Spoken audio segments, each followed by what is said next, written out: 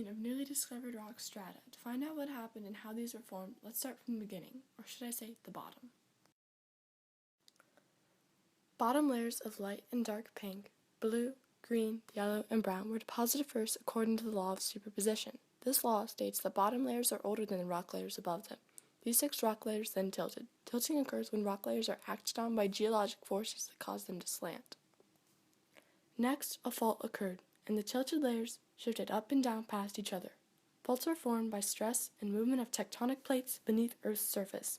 This causes the rocks to move up, down, and slide past each other. Here, a normal fault occurred, but there were reverse and strike-slip faults also. The orange layer was then deposited, evening out the rock layers and forming an angular unconformity. Angular unconformities are areas where horizontal layers meet tilted or folded rock layers. Next, erosion occurred, carrying away part of the orange layer. More sediments were laid down or deposited and formed the light blue layer. A brown layer, more erosion, and a dark blue layer were to follow. Erosion occurred once again, and plants and trees are currently growing on the surface.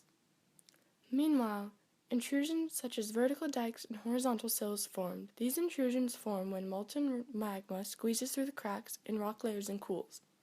Fractures or cracks in the rocks also occur. Fractures are small cracks along the surface on which rocks do not move, or else they become faults.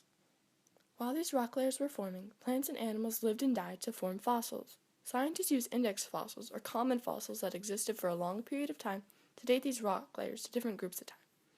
Time is divided into eons, eras, periods, and epochs, based on animals that lived during that time, climate, and among other things, major events that occurred.